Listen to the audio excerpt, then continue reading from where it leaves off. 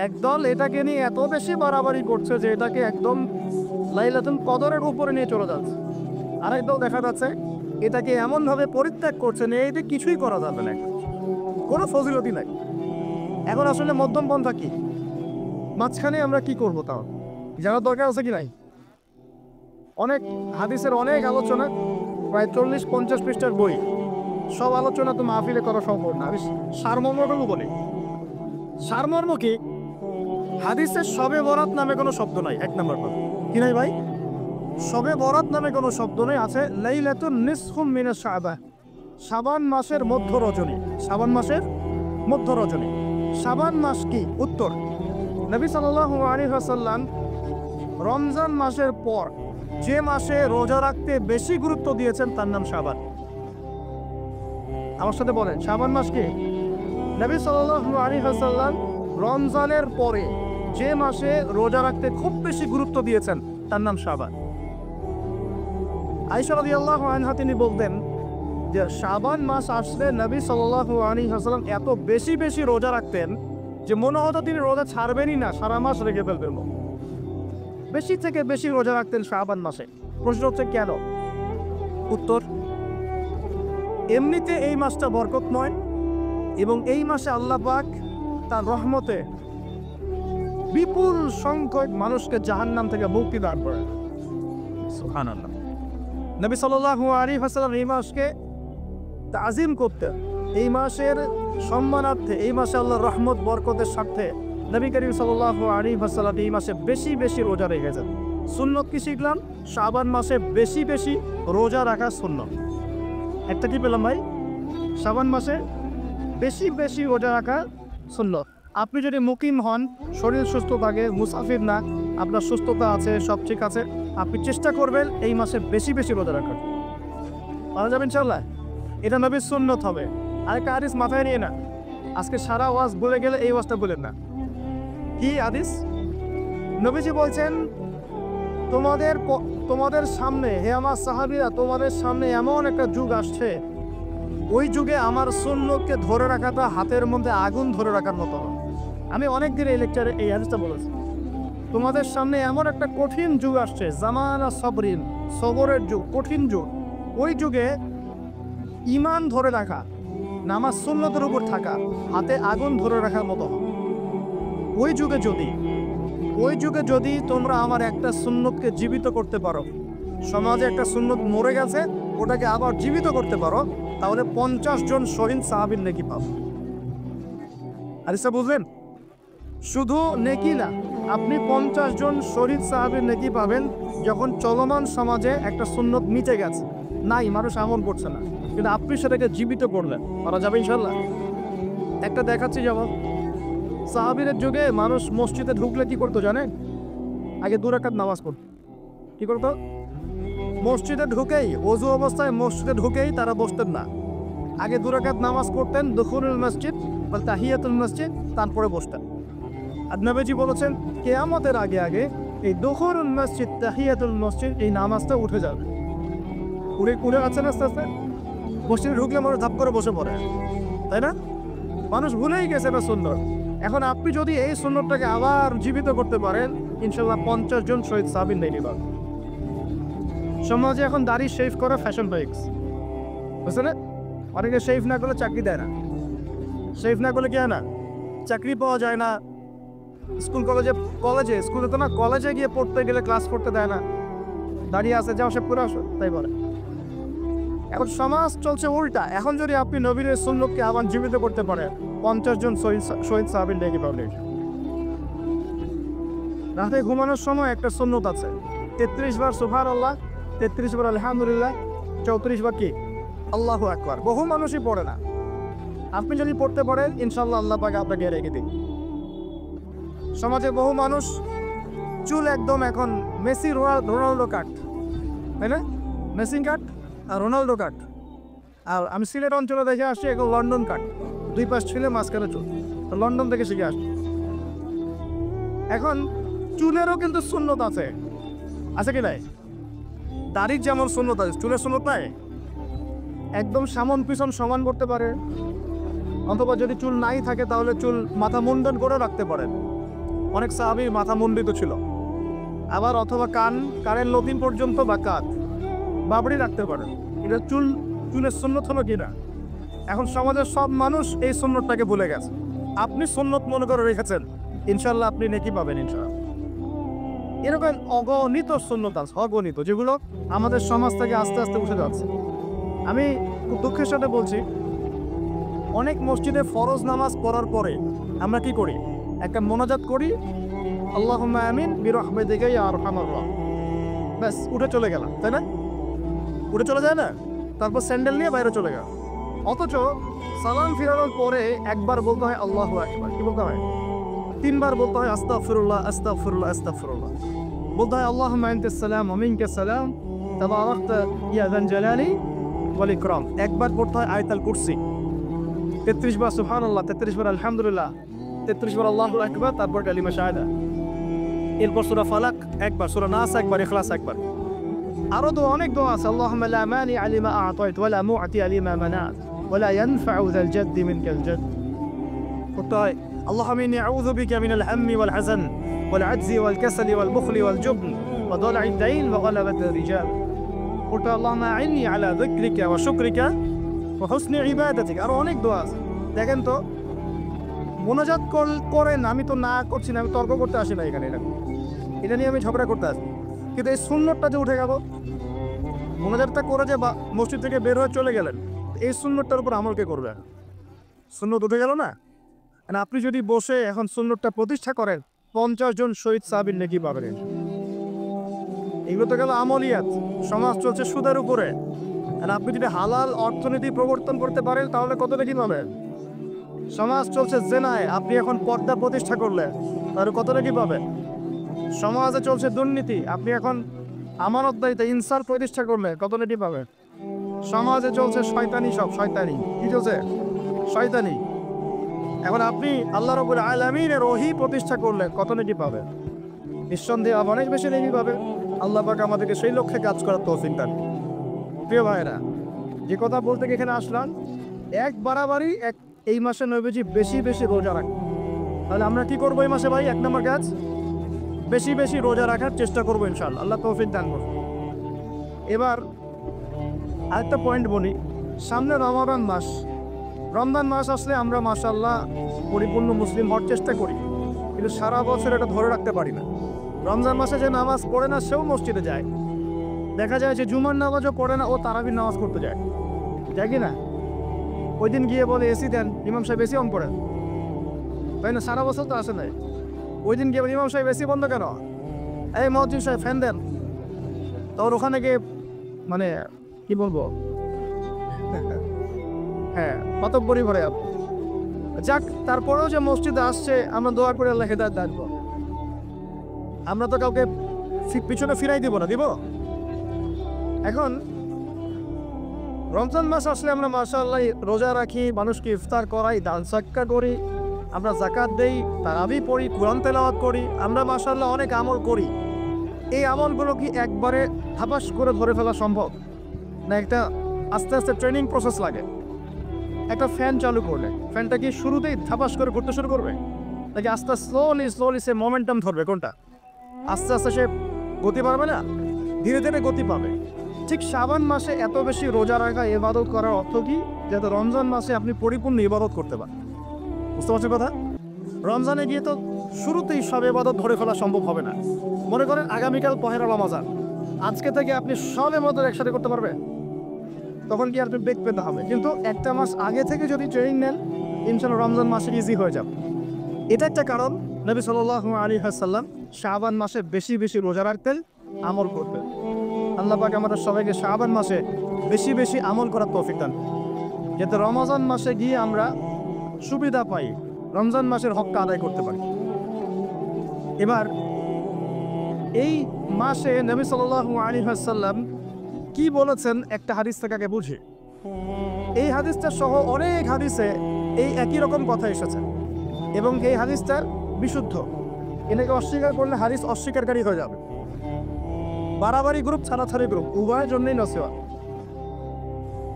নবী সাল্লাল্লাহু আলাইহি ওয়াসাল্লাম বলেছেন, ইন্নাল্লাহা তাআলা, নিশ্চয় আল্লাহ রাব্বুল আলামিন, লা ইয়াত্তালিউ ফি লাইলাতিল নিসফি মিনাশ শাবান, শাবান মাসের মধ্য রজনীতে আল্লাহ রাব্বুল আলামিন তার রহমতের দৃষ্টি প্রশস্ত করেন। সুবহানাল্লাহ। আল্লাহ পাক শবে বরাত মানে আমরা যেটা বুঝি প্রচলিত অর্থে লাইলাতুন নিসফি মিনাশ শাবান, শাবান মাসের মধ্য রজনী, যে 15 শাবানের এই যে রজনী, এই রাতে আল্লাহ রাব্বুল আলামিন তার সৃষ্টির দিকে তার রহমতের দৃষ্টিটা প্রশস্ত করে দেখেন, প্রশস্ত করেন। এবং ওয়াগফিরু লিজামিই খালকিহি, আল্লাহ পাক তার সমস্ত সৃষ্টিকে মাফ করে দেন। আল্লাহ পাক কি করেন? তার সমস্ত সৃষ্টিকে কি করেন? মাফ করে দেন। কথাটা ভালো করে বোঝেন। আল্লাহ পাক তার সমস্ত সৃষ্টিকে মাফ করে দেন, ইল্লা, তাদেরকে ব্যতীত। এক, ইল্লা লিমুশরিকিন, এক নাম্বার যে ব্যক্তি মুশরিক, যে শিরক করে আল্লাহর সাথে, যে আল্লাহর সাথে শিরক করে। আর দুই, মুশাহিনিন, যে ব্যক্তি অন্তরে মানুষের সাথে বিদ্বেষ পোষণ করে, হিংসা বিদ্বেষ মনে আছে এরকম ব্যক্তি, এবং মনের মধ্যে শিরক আছে, শিরকি আকীদা, মুশরিক, এই দুই শ্রেণীর মানুষ ছাড়া আল্লাহ পাক সমস্ত মানুষকে মাফ করবেন। তাহলে এই রাতের ফজিলত প্রমাণ হলো কিনা? রাতের ফজিলতটা প্রমাণ হলো কিনা?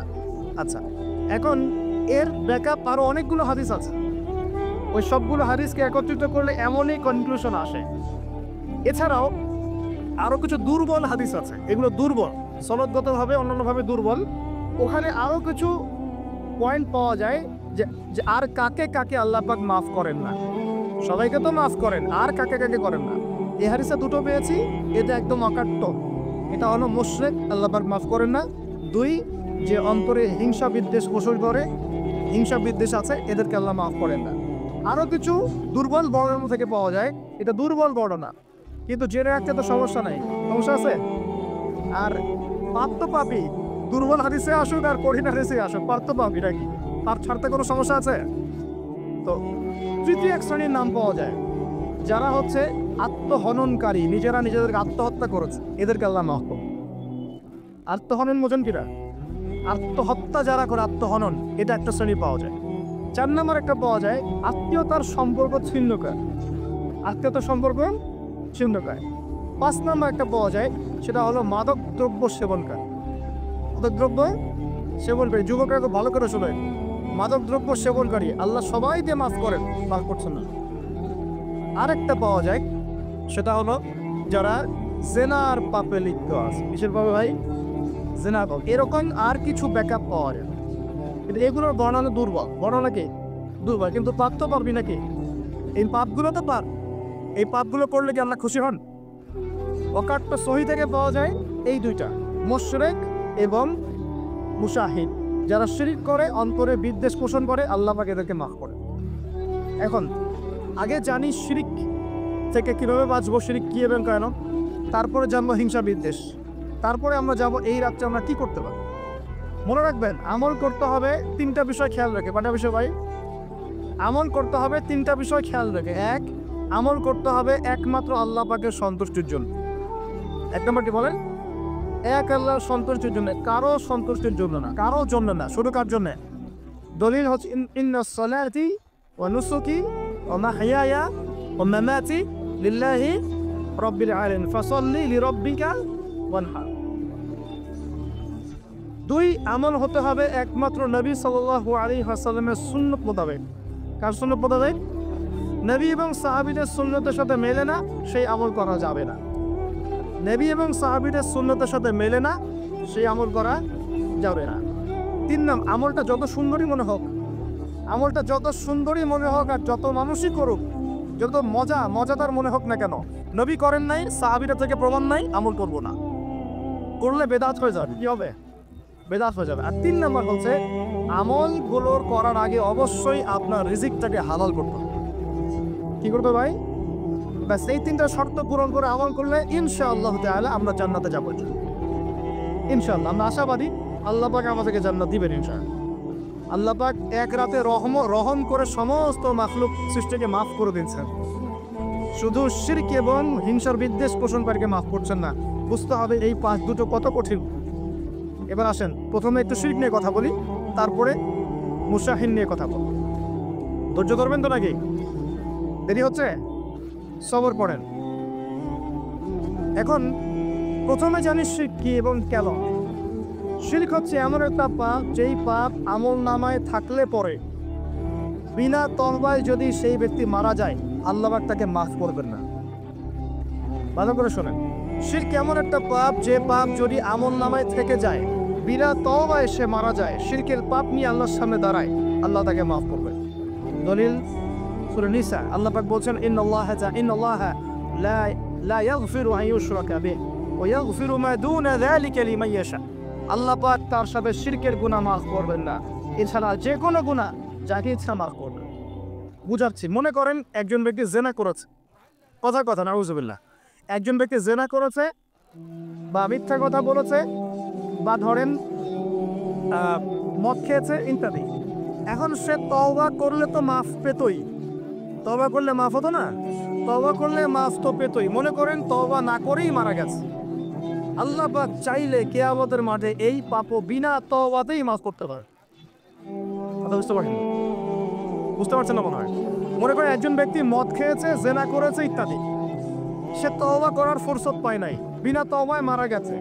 আল্লাহ পাক চাইলে কিয়ামতের মাঠে তওবা না করা সত্ত্বেও আল্লাহ পাক তাকে মাফ করতে দাও।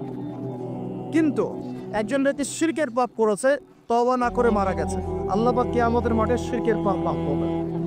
আমি কি বুঝতে পারছি? অন্য পাপের কারণে আল্লাহ রাব্বুল আলামিন শাস্তি দিয়েও হোক, কোনো একটা ভাবে হোক, নবীর সুপারিশের মাধ্যমে হোক, তাকে জাহান্নামে গেলেও সেখান থেকে বের করে জান্নাতে দিবেন ইনশাআল্লাহ। কিন্তু শিরকের পাপ যার আমলনামায় থাকবে তার উপর জান্নাতকে হারাম করে আছে। বলেন নাউজুবিল্লাহ। সূরা মাইদায় দলিল আছে, শিরকের পাপ যার আমলনামায় আছে তার জন্য জান্নাতকে হারাম করে দেয়া আছে। শিরক মানে অংশীদার সাব্যস্ত করা, আল্লাহ পাকের সাথে কাউকে সমকক্ষ করা। শিরক কত প্রকার হয়? উত্তর 3 প্রকার। কয় প্রকার ভাই? বিশ্বাসে শিরক হয় মানে আকীদায় শিরক হয়, আমলে শিরক হয় মানে কাজে শিরক হয়, কথা বা লিসানে শিরক হয়। মনে থাকবে? 1 নাম্বার কিসে শিরক হয়? বলেন আমার সাথে। বিশ্বাসে শিরক হয়, আকীদায় শিরক হয়। 2 নাম্বার আমলে শিরক হয়, কাজে শিরক হয়। 3 নাম্বার কথায় শিরক হয়। কয়েকটা এক্সাম্পল দিয়ে বুঝতে পারবেন। একজন ব্যক্তি মনে করেন বিশ্বাস করে যে আল্লাহ বলতে কেউ নাই, কি হবে এটা? বলেন শিরক। একজন ব্যক্তি মনে করেন বিশ্বাস করে যে আল্লাহ আছে, আরো ইলাহ আছে, তবে কি হবে? কেউ যদি বিশ্বাস করে আল্লাহর সন্তান আছে, কি হবে? কেউ যদি বিশ্বাস করে মহাবিশ্ব আল্লাহ সৃষ্টি করে নাই, বিগ ব্যাং থেকে সৃষ্টি করেছে, কি হবে? কেউ যদি বিশ্বাস করে আল্লাহ মানুষকে সৃষ্টি করে নাই, মানুষ বানর থেকে হয়েছে, কি হবে? আচ্ছা, বিশ্বাসগত সে কেউ যদি মনে করে আল্লাহ ছাড়া অমুকে আমার সন্তান দিতে পারে, কি হবে? কেউ যদি বিশ্বাস করে যে আল্লাহকে পাওয়ার জন্য আমাকে মাধ্যম ওসিলা পূজা করতে হবে, তবে কি হবে? কেউ যদি চন্দ্র, সূর্য, গ্রহ, নক্ষত্র, গাছপালা, মূর্তি এসবে পূজা করে, কি হবে? এগুলো বিশ্বাসগত শিরক। কেমন শিরক ভাই? বিশ্বাসগত শিরক। 2 নম্বর আসেন আমলগত, কাজগত শিরক। কেমন? মনে করেন সেজদা করতে হয় কার জন্যে? কেউ যদি এখন কবরে গিয়ে সেজদা করে, কি হবে? আল্লাহর জন্য সেজদা করতে হয় না কবরে সেজদা করতে হয়? সেজদা কার জন্যে? আচ্ছা, তাহলে শিরক হবে। কুরবানি কার জন্য করতে হয়? কেউ যদি এখন মনে করেন জিনকে সন্তুষ্ট করার জন্য কুরবানি করে দেয়, কি হবে? এখনকার যুগে কিন্তু বহু মানুষ জিনের উপাসনা করে, এখনকার যুগে বহু মানুষ জিনের উপাসনা করে। আর জিন বলে একটা জাতি আছে আমাদের সাথে চলাফেরা করে, আমরা দেখতে পারি না। আমরা কি সব দেখতে পারি? আমরা কি সব জানি? আমরা তো আমাদের আত্মাকেই দেখতে পারি। এত ঘুমাই গেছে না, আত্মা চলে গেছে, দেখতে পারছেন? আর আমরা কি জানি? আমরা কতটুকু জানি আগামীকাল কি হবে আপনার সাথে? বলেন দেখি, কেউ জানে? আমাদের জ্ঞান কত ক্ষুদ্র, বুঝতে পারলাম। আগামীকাল কি হবে তাই জানি না, আমার আত্মাকেও চোখে দেখি না। আর আমি যদি দাবি করি এখন আমি সব জানতাম, তাহলে কি হবে? অতএব জিন জাতি আমাদের মধ্যেই আছে কি নাই? ওমা খলাকতুল জিন্না ওয়াল ইনসা ইল্লা লিয়াবুদুন। আমি জিন আর মানুষকে শুধুমাত্র আমার ইবাদত করার জন্যই সৃষ্টি করেছি। আল্লাহ পাক আমাদের সবাইকে আল্লাহ পাকের সত্য বোঝার তৌফিক দান। এবার আসেন, আপনাদের পার্বত্য এলাকায় জিনের উপাসনা হয়। এখন বলেন ভাই কেমন করে জানলেন? যত তান্ত্রিক, মান্ত্রিক, কবিরাজ, জাদুকর সব এই পাহাড়ি এলাকায় ঘুরে বেড়াচ্ছে, এবং চোখ কান খোলা রাখলে আপনারাও বুঝতে পারবেন। জিনের উপাসনা করলে অনেক কিছু ভেলকিবাজি দেখানো যায়। জিনকে আল্লাহ পাক কিন্তু ক্ষমতা দিয়েছে। জিন অনেক দূর থেকে দেখতে পারে। মনে করেন যে কেউ একজন এখানে বসে আছে, সে দাবি করছে যে সে অলৌকিক ক্ষমতার অধিকার, অথচ ওর কাছে জিন আছে। কি আছে? জিন। এখন আপনি শুনেছেন যে অমুক জায়গায় অমুক বাবা আছে, সে অনেক বড় ক্ষমতার অধিকার, যাই দেখি ওনার কি ক্ষমতা। এখন আপনি রাস্তায় আসছেন, তার সেই জিন তো আগেই দেখতে পাচ্ছে আপনি আসছেন দূর থেকে, সে আগে খবর দিল আসতেছে মক্কেল, ওই যে মক্কেল আসতেছে। এখন সে বললো যে ওই ব্যক্তির সাথে যে জিন আছে ওর সাথে কানেকশন কর। সবার সাথে একটা জিন আছে না? আছে কি তাই? একটা করে জিন শয়তান আছে না সবার সাথে? দুইজন ফেরেশতা, একজন জিন সবার সাথেই আছে। আছে কি নাই? আপনার জিন জানে আপনার সাথে অতীতে কি হয়েছিল? জানে তো। আপনার জিন আপনার সাথে আছে না শুরু থেকে? আর আপনি 1 মাস আগে কি করেছেন আপনার জিন তো জানে। ও ভবিষ্যৎ জানে না, কিন্তু অতীত তো জানে। ও তো ভবিষ্যৎ জানে না, কিন্তু অতীতে আপনি কি করেছেন ও তো জানে না? এখন ওর সাথে এই কারিনের সাথে যোগাযোগ করছে। ওকে বলছে এই তো 1 মাস আগে অমুক মেয়ের পিছনে দৌড়াইছিল, এই 1 মাস আগে অমুক একটা মেয়ের পিছনে দৌড়াইছে, ওই মেয়েকে পাওয়ার খুব চেষ্টা করছে, কিন্তু 1 মাস আগে ব্যবসায়ী কাজ করছে, কিন্তু 1 মাস আগে ওই কাজ করছে। এখন আপনি হেঁটে হেঁটে আসলেন, এদিকে খবর পাস করা শেষ, এসে বললেন বাবা আপনার কি ক্ষমতা, আমি আপনার ক্ষমতা নিদর্শন দেখতে চাই। সেই বাবা এখন বলছে যে তুই তো সেই ব্যক্তি না, তোর নাম অমুক না, আপনি তো ভেবাচকা খেয়ে গেলেন। হ্যাঁ তাই তো, আমার নাম তো অমুক। তুই তো 1 মাস আগে এই বিছানা করছিস না? তাই তো, আপনি কেমন করে জানলেন? তুই 1 মাস আগে এই কাজ করছিস না? তাই তো, আপনি কেমন করে জানলেন? আপনার তো চোখ একদম আসমান উঠে গেল। আপনি সে তো আমার অতীতের সব বলে দেয়, সে তো আমার অতীতের সব বলে দেয়। তুই অমুক জায়গায় এটা পাপটা করছিস না, তুই এই জায়গায় ওটা লড়ে আসছিস না, ব্যাস আপনার মাথা খারাপ। জিনের উপাসনা করে মানুষ অনেকেই। আর জিনটা কি করে, অনেক সময় আসমানের কাছে যায় সংবাদ নেওয়ার জন্য। সূরা মুলক পড়েন, সূরা মুলকের প্রথম পৃষ্ঠা পড়েন। আল্লাহ পাক ওদেরকে তাড়ানোর জন্য আসমানের মধ্যে উল্কাপিণ্ড নক্ষত্র নিক্ষেপ করে। রুজু মাল্লিস শায়াতিন, আল্লাহ বলেছেন এই নক্ষত্রগুলা আমি রুজু মাল্লিস শায়াতিন, শয়তানদেরকে তাড়ানোর জন্য রেখেছি। পৃথিবীতে অনেক কিছুই ঘটে, আমরা খালি চোখে বুঝতে পারি না। এখন কেউ যদি জিনের উপাসনা করে, জিনকে সন্তুষ্ট করার জন্য এই কুরবানি করে, তাহলে কি শিরক হবে? দিরা সেজদা কার জন্যে? অন্য কারোর জন্য করলে কি হবে? কুরবানি কার জন্যে? অন্য কারোর জন্য করলে কি হবে? কার নামে কসম করতে হয়? যদি অন্য কারো নামে কসম করি, এই যে এখন বাপের নামে কসম, মায়ের নামে কসম করেন, গেল কসম করা যাবে না ভাবে। মান হালাফা বিগাইরি ইসমিল্লাহি ফাকাদ কাফার, কেউ যদি আল্লাহ ছাড়া অন্য কারো নামে কসম করে সে কুফরি করবে। যদি কসম করতেই হয় আপনাকে আল্লাহরই কসম করতে হবে। যদি কসম করতে হয় কার কসম করবেন? আর আল্লাহর কসম করে কি মিথ্যা বলতে পারবে? মিথ্যা বললে তবে কাফারা দেওয়া লাগবে। আচ্ছা, কাফারা কি? সবচেয়ে সহজ কাফারা হচ্ছে 3টা রোজা রাখা। কয়টা রোজা? 3টা। আসেন সামনে যাই। এখন কসম করবো আল্লাহর জন্য, দোয়া করেন কার কাছে? দোয়া কার জন্যে? এখন যদি অন্য কারোর কাছে দোয়া করা শুরু করি, সন্তানকে দিবে, অন্য কারো কাছে চাওয়া শুরু করি। মনে করেন আপনার রোগ ব্যাধি দেওয়ার ভালো করার মালিককে, যদি এখন আপনি একটা আংটি পরে মনে করেন এই আংটি আপনার রোগ ভালো করবে, কি হবে? সেভাবে কি না? এরকম অগণিত কাজের শিরক আমরা করছি। আল্লাহ পাক আমাদের শিরক থেকে বাঁচান। আর ভবিষ্যতের মালিককে, সময়ের মালিককে, ভবিষ্যৎ কে জানে? রাস্তায় টিয়া পাখি দেখে ভাগ্য পরীক্ষা করছে, ও কি ভবিষ্যৎ বলতে পারবে? কিন্তু ওখানে গিয়ে হাত দেখান, শিরক হবে না? রাশিফল দেখা যায়, রাশিফল কি? রাশিফল আজকে তোমার দিনটা কেমন যাবে, কালকে তোমার দিনটা কেমন যাবে, আছে না? তো এগুলো বিশ্বাস করলে কি হবে? এবং পদে পদে শিরকে নিমজ্জিত আছে। এগুলো তো গেল আমলগত শিরক, আরো অনেক শিরক আছে। আমাদের কথার মধ্যেও শিরক হয়। কিসের মধ্যে?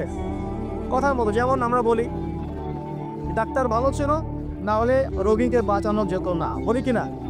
অনেকে বলি না, শিরক হবে। কেউ যদি বলে যে ড্রাইভারটা ভালো ছিল, না হলে গাড়ি নির্ঘাত অ্যাক্সিডেন্ট করত, কেউ হয়। আরেকটা বিষয় আছে, আমরা অনেক সময় ইবাদত করি মানুষকে দেখানোর জন্য। সবাই বড় দানবীর বলবে, আমাকে নামাজি বলবে, এটাও কি? এটাও শিরক। কথার মধ্যে অনেক শিরক করি। সার্বভৌম ক্ষমতার মালিককে, সার্বভৌম ক্ষমতার মালিককে আমরা যদি মনে করি আমরাই সার্বভৌম ক্ষমতার মালিক, কি হবে? ঠিক হবে না? এরকম প্রচুর শিরকে আমরা নিমজ্জিত আছি। সবচেয়ে বড় যে শিরকটা এখনকার বিশ্বে চলছে সেটা হলো আল্লাহ পাকের হালালকে আমরা হারাম করে নিচ্ছি, আল্লাহর হারামকে হালাল করে নিচ্ছি। করছে কি না? বুঝতে পারছেন না মনে হয়। মাদক দ্রব্য কি হালাল না হারাম? আমরা অনেক সময় হালাল করে নিয়েছি, তাই নাই? জেনা হারাম না হালাল? আমরা এখন জেনাকে প্রমোট করছি, উস্কে দিচ্ছি। সমকামিতা হালাল না হারাম? সমকামিতার ব্যাধি ছড়িয়ে পড়েছে এখন সমাজের রন্ধ্রে রন্ধ্রে, পড়েছে না? এদেরকে আল্লাহ পাক এমন শাস্তি দিবেন যে শাস্তি আল্লাহ পাক কুল কায়নাতে কাউকে দেন নাই। এমন শাস্তি দিবেন, কওমে লূতকে আল্লাহ রাব্বুল আলামিন মাটি থেকে উপরে উঠিয়ে আকাশ থেকে পাথর বর্ষণ করে থেতলে দিয়ে আবার মাটিতে দাফন করে দিয়েছে কওমে লূতকে। আল্লাহু আকবার। এই শাস্তি অপেক্ষা করছে এদের জন্য। সুদ হালাল না হারাম? আমরা কি এটাকে জায়েজ করে নিচ্ছি কিনা, খাচ্ছে কিনা? এই বিশ্বের সবচেয়ে বড় একটা সমস্যা চলছে, আল্লাহ পাকের হারামকে আমরা হালাল করছি, হালালকে হারাম করি। এটাও শিরক। এখন আল্লাহ পাক যে বলছেন সবাইকে মাফ করে দিবেন, আল্লাহ পাক শিরক যে করে তাকে মাফ করবেন না। এখন বলেন কত % মানুষ মাফ পাবে? এই পাপগুলো কত মানুষ করছে?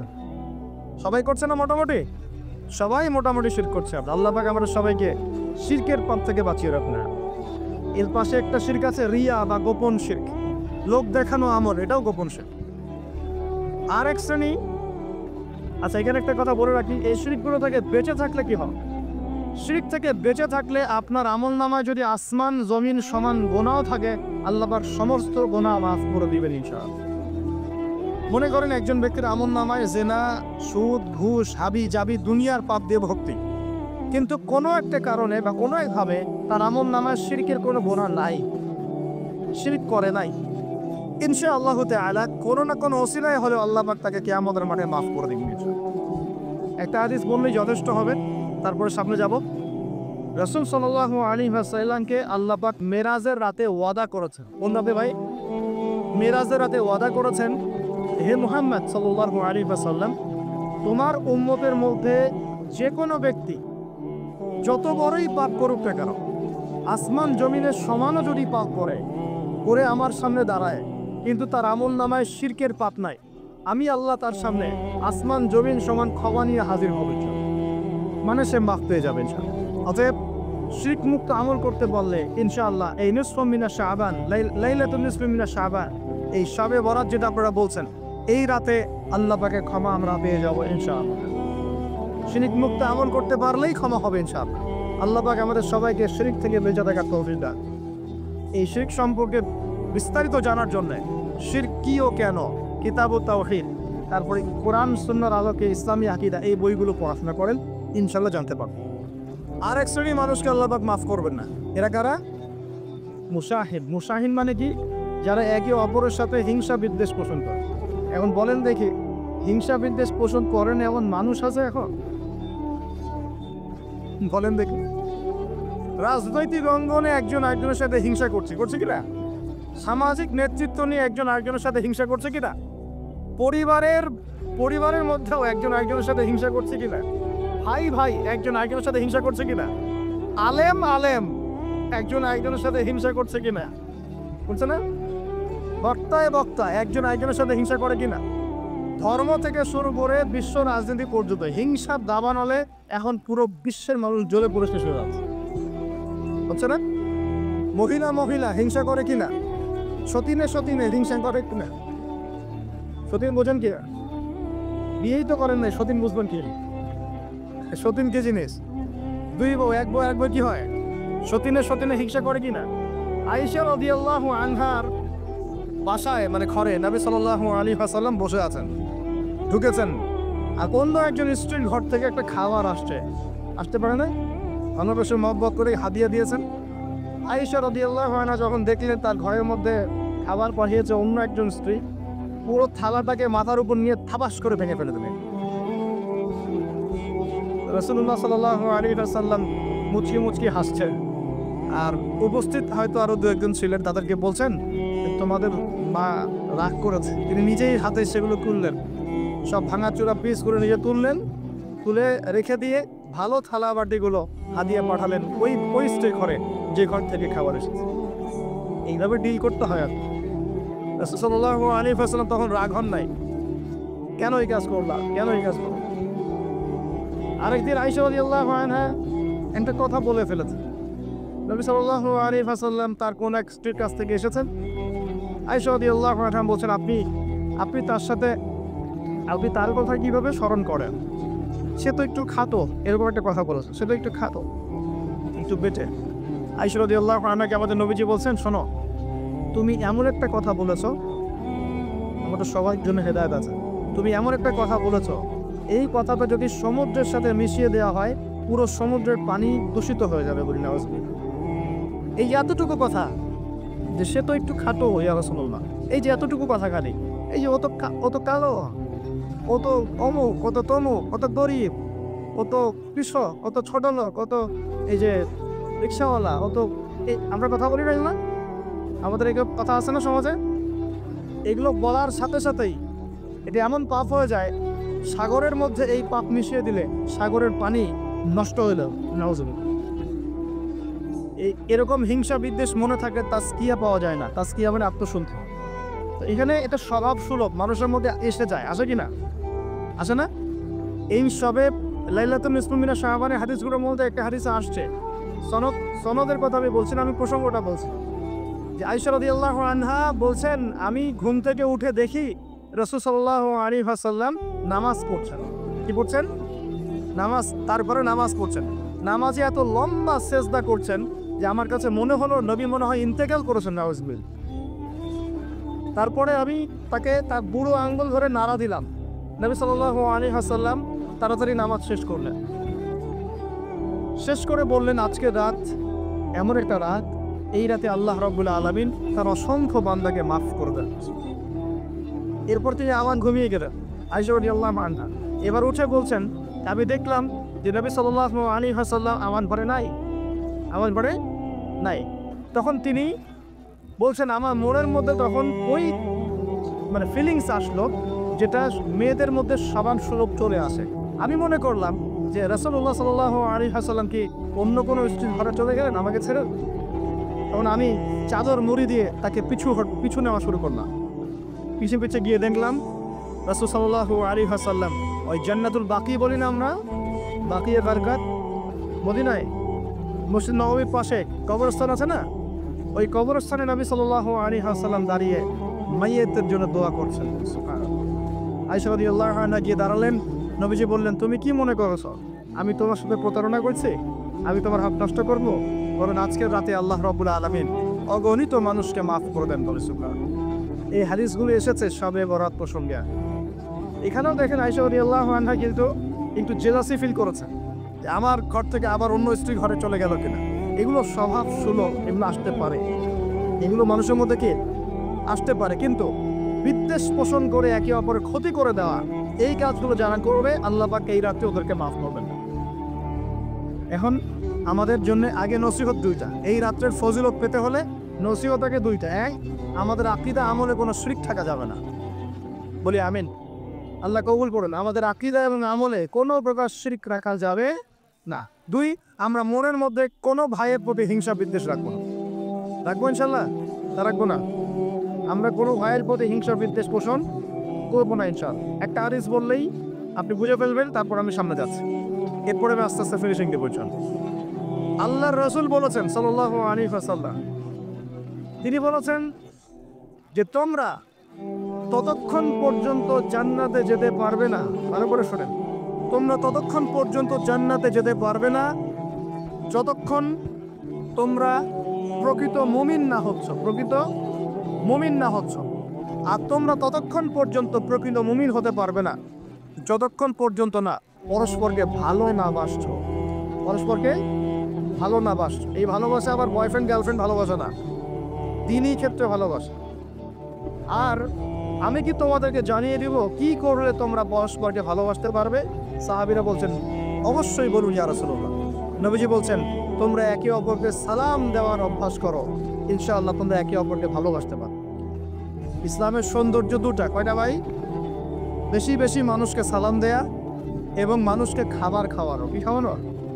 আরেকটা মনে রাখবেন, কিয়ামতের আগে আগে মানুষ বাছাইকৃত মানুষকে সালাম দিবে, সবাইকে সালাম দিবে। চলছে কিনা সমাজে? কিয়ামত দূরে না গেছে? এটা আজকে আলোচনার টপিক না, তাহলে আমি বলতাম যে কতগুলো আলামত আপনি দেখতে পাবো। এখন আমরা বুঝতে পারলাম এই রাতের ফজিলত আছে, আছে কি নাই? এই রাতের ফজিলত কি? আল্লাহ পাক এই রাতে অগণিত বান্দাকে মাফ করে দেবেন ইনশাআল্লাহ। তবে কোন কোন মানুষকে মাফ করবেন না? এক নম্বর, যারা মুশরিক বা শিরক করে, হ্যাঁ, একে অপরের প্রতি কি বলেন, মুসাহিন, বিদ্বেষ, হিংসা বিদ্বেষ পোষণ করে, এই দুই শ্রেণীর মানুষের অন্তর্ভুক্ত হওয়া থেকে আল্লাহ আমাদেরকে বাঁচাক। আমি এরপরে দুর্বল হাদিসগুলো বা যেগুলো একদম দুর্বল সনদের, সেগুলোর মধ্যে অতিরিক্ত এসেছে আত্মীয়তার সম্পর্ক ছিন্ন করলে মাপ পাচ্ছে না, আত্মহত্যা করলে মাপ পাচ্ছে না, জেনা করলে মাপ পাচ্ছে না, মাদক দ্রব্য সেবন করলে মাপ পাচ্ছে না। এই পাপগুলো থেকেও আল্লাহ পাক আমাদেরকে বাঁচিয়ে রাখেন বলিয়া। এখন কিভাবে এই রাতে আমরা ইবাদত করব জানো দরকার কিনা? তার আগে ইবাদত কবুলের কয় শর্ত বলেছে? 3। আল্লাহর সন্তুষ্টির জন্য হতে হবে, নবীর সুন্নাহ মাফিক হতে হবে, এবং 3 নম্বর হচ্ছে হালাল রিজিক থাকতে হবে, হারাম খেয়ে ইবাদত করা যাবে না। এখন আসেন, কোন হাদিসের মধ্যে স্পেসিফিকলি বলা নাই যে এই রাতে এই এই এই এই ইবাদত করতে হবে, কোন হাদিসের মধ্যে পাওয়া যায় না। কথা বলার চেষ্টা করো। যেমন লাইলাতুল কদর সম্পর্কে বলা হচ্ছে না, যে লাইলাতুল কদরে যারা কিয়াম করবে, হ্যাঁ, রাত দিনে সিয়াম রাখবে, রাতে কিয়াম করবে, কোরআন তেলাওয়াত করবে, কোরআন দিয়ে কিয়াম করবে, আল্লাহ ওদেরকে মাফ করে দিবে, এটা আমল দেওয়া আছে। লাইলাতুল কদরে নবী সাল্লাল্লাহু আলাইহি ওয়াসাল্লাম যা করতেন সেগুলোর মধ্যে আমল দেওয়া আছে। এই নিসফু মিনাশ শাবানের মধ্যে স্পেসিফিকলি এভাবে হাদিসের মধ্যে উল্লেখ করা নাই এই এই এই এই আমলগুলো। এটা খুঁজে খুঁজে আমাদেরকে বের করতে হয়। খুঁজে খুঁজে কেমন? নবী সাল্লাল্লাহু আলাইহি ওয়াসাল্লাম দোয়া করছিলেন মৃতদের জন্য, করছিলেন না? তাহলে এটা একটা আমল পাওয়া গেল। নবী সাল্লাল্লাহু আলাইহি ওয়াসাল্লাম নামাজে ছিলেন, সিজদারত অবস্থায় ওই যে আয়েশা রাদিয়াল্লাহু আনহা টোকা দিলেন, দিয়ে বললেন আমি ভাবছিলাম তার ইন্তেকাল হয়ে গেছে কিনা, তার মানে বুঝলাম যে আপনি নামাজ পড়তে পারেন। এরপরে আল্লাহ পাকের কাছে ক্ষমা চাইতে পারেন, কারণ এই মাসে আল্লাহ পাক আপনাকে এই রাতে আল্লাহ আপনাকে ক্ষমা করবেন, এই রাতে আল্লাহ ক্ষমা করবেন। এখন এটাকে বলা হয় প্রশস্ততা। ব্যক্তিগতভাবে এখানে আপনাকে প্রশস্ত ইখতিয়ার দেওয়া হয়েছে। ব্যক্তিগতভাবে আপনাকে আল্লাহ পাক তার রাসূলের মাধ্যমে এই শরীয়তে এই রাতের আমলের জন্য একটা প্রশস্ত ইখতিয়ার দিয়েছেন। আপনি রাসূল সাল্লাল্লাহু আলাইহি ওয়াসাল্লামের সুন্নাহ মাফিক যে কোনো ভালো কাজ করতে পারেন, কিন্তু নির্দিষ্ট করে আপনাকে দেওয়া হয় নাই যে আপনাকে 100 রাকাতই পড়তে হবে, আপনাকে 200 রাকাতই পড়তে হবে, আপনাকে 10 রাকাতই পড়তে হবে, আপনাকে 1 খতমই দিতে হবে, এরকম নির্দিষ্ট করে আপনাকে কিছু দেওয়া হয়। আপনি এখন চাইলে সুন্দর করে অজু করলেন, অজু করে মাশাআল্লাহ আতর খুশবু ব্যবহার করতে পারেন, পরে সুন্দর জামা পরলেন, পরে আপনি আল্লাহর স্মরণে নামাজ আদায় করলেন। এখন ফরজ নামাজ আগে না নফল আগে? ফরজ আগে না নফল আগে? এই আমলগুলো ফরজ না নফল? এগুলো নফল। আগে তো ফরজ পড়তে হবে নাকি? 5 ওয়াক্ত ফরজ নামাজ তো আগে, তারপরে আপনি নফলে আসেন। আমাদের জীবনে কোনটার গুরুত্ব সবচেয়ে বেশি? ফরজ ঠিক না থাকলে নফল দিয়ে কাজ হবে? তো ফরজ ঠিক করার পরে আপনি এখন অতিরিক্ত আমল করার চেষ্টা করছেন, সুন্দর কাপড় চোপড় পরেছেন, আপনি মাশাআল্লাহ পবিত্র হয়েছেন, আদর খুশবু ব্যবহার করেছেন, আপনি নীরবে নিভৃত আল্লাহকে ডাকছেন নামাজের মতো, লম্বা করে সুন্দর করে নামাজ পড়ছেন, আপনি একটু কোরআন তেলাওয়াত করছেন, আলহামদুলিল্লাহ। আপনি এই রাতে মৃতদের জন্য দোয়া করলেন, নিজের জন্য দোয়া করলেন, পরিবারের জন্য দোয়া করলেন, আপনি তাসবিহ তাহলিল করলেন, যদি আপনাকে আল্লাহ সামর্থ্য দেন আপনি কিছু দান সাদাকা করেছেন, আপনি বিভিন্ন রকম ভালো কাজে আপনি নিজেকে মানে এনগেজ রাখতে পারেন, নিজেকে বিভিন্ন ভালো কাজে আপনি নিজেকে সম্পৃক্ত রাখতে পারেন। এভাবে আপনি রাতটাকে একটা উৎসাহে পার করতে পারেন। কিন্তু আমরা যে ঘটা করে অনেকগুলো কাজ করি না, ঘটা করে হালুয়া আলুটি সামাই টামাই এই সেই আলোকসজ্জা অমুক তমুক দল বেঁধে কবরস্থান, এই আমলগুলো নবী এবং সাহাবীদের থেকে প্রমাণ হয়। আমি বুঝতে পারছি আমল করতে আপনাকে নিষেধ করা হয় নাই, কিন্তু বাড়াবাড়ি করবেন না, ছাড়াছাড়ি করবেন, মধ্যমপন্থী থাকেন। ব্যক্তিগতভাবে আপনি আপনার মতো করে আমল করতে পারেন, আপনাকে ইখতিয়ার প্রশস্ততা দেওয়া হয়েছে। আপনি একটু নামাজ পড়েন, একটু তেলাওয়াত করেন, একটু জিকির করেন, দোয়া করেন, আপনি আল্লাহর কাছে চেয়ে নেন। আরেকটা হাদিস আছে, এই রাতে আল্লাহ রাব্বুল আলামিন প্রথম আসমানে নেমে আসেন। সুবহানাল্লাহ। আল্লাহ পাক কেমন করে নেমে আসেন এটা আমাদের ব্যাখ্যার বাইরে, এটা সত্তাগতভাবে না, আল্লাহ পাকের রহমান নেমে আসেন। আল্লাহ পাক আহ্বান করতে থাকেন, কে আছে আমার কাছে কিছু চাইবে, আমি তাকে দিব। কে আছো আমার কাছে ক্ষমা চাইবে, আমি মাফ করে দিব। কে আছো আমাকে ডাকবে, আমি তার ডাকে সাড়া দিব। সুবহানাল্লাহ। আল্লাহ পাক এই পুরোটা বলতে থাকে। আরেকটা কথা মনে রাখবে, এভাবে কিন্তু আল্লাহ পাক প্রত্যেক রাতেই বলতে থাকে। শুধু এই একটা রাতেই নয়, প্রত্যেক রাতেই আল্লাহ পাক বলতে থাকেন, কিন্তু এই রাতে স্পেশালি আল্লাহ পাক অগণিত মানুষকে মাফ করে দিবেন ইনশাআল্লাহ। তা আমরা আল্লাহর কাছে দোয়া করি, আল্লাহ পাক আমাদের সবাইকে যেন সুস্থতার সাথে শাবান মাসে বেশি বেশি রোজা রাখার তৌফিক দান করেন, এবং যে আমলগুলো সুন্নাহসম্মত, এই সুন্নাহসম্মত আমলগুলো আল্লাহ আমাদের করার তৌফিক দান। বাড়াবাড়ি পর্যায়ে চলে যাবেন না, একবার ছাড়াছাড়ি পর্যায়ে চলে যাবেন। মধ্যমপন্থী থাকে, রাতের ফজিলতটাকে আল্লাহর কাছে চেয়ে না, এবং আল্লাহর কাছে মাফ পাওয়ার জন্য যে পাপগুলোকে ছাড়তে হবে, যেমন শিরক, হিংসা, বিদ্বেষ ইত্যাদি ইত্যাদি, এই পাপগুলোকে ছেড়ে দিয়ে আল্লাহর কাছে নিজেকে প্রমাণ করার চেষ্টা করি। আল্লাহ পাক আমাদের সবাইকে তৌফিক দান করুন বলি আমিন। আকুল কওলি হাযা আস্তাগফিরুল্লাহ লি ওয়া লাকুম ওয়া লিসাইরিল মুসলিমিন। বারাকাল্লাহু লানা ওয়া লাকুম বিল আয়াতিল হাকীম। ইন্নাহু তাআলা জাওয়াদুন কারীমুর রাউফুর রহিম।